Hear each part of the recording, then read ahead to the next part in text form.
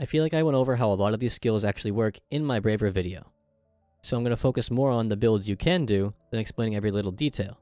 And this is also because if you strictly go Katana or Bow Braver, you can take just about everything you need. If you were to go Hybrid, you would usually only be able to pick one stance.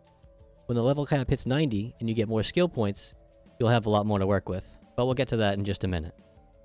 In general, some of the skills you're going to want no matter which weapon you main is Snatch Step, and this allows you to do damage and regen mana, or PP while sidestepping or dashing through enemies. Attack Advanced boosts your normal attack damage by 35%, so it's always worth taking. And Katana Gear because it's only 1 point, and you can use the passive buff from it even when swapping to a bow. And the rest really depends on how you want to play Braver. I saw someone section off a skill tree like this in one of the guides I posted in the description, and I think it will make things a lot easier to understand, so I recreated it. So if you refer to this picture, for Katana only Braver, you would fill out the red and orange areas completely. If you were going for only Bow, you would fill out the blue and orange areas completely. And if you were to go Hybrid, you would usually take all of the skills in the red and blue areas, and then pick only one of the stances and its modifiers in the orange area. And then, eventually when we get level 90 cap and 104 skill points to use, we'll be able to flesh out these builds a little bit more, especially if you're a hybrid build, being able to take more of both stances.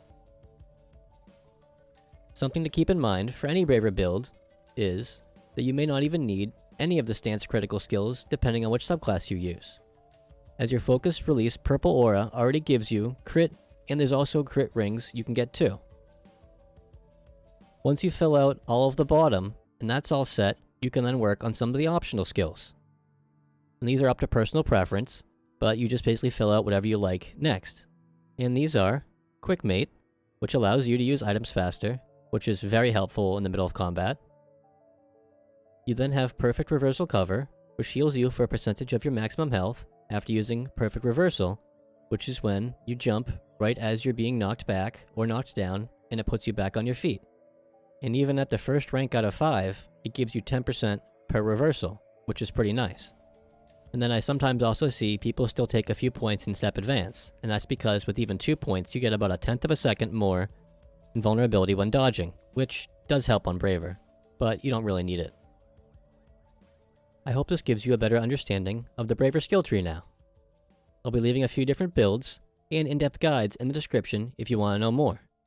Take care.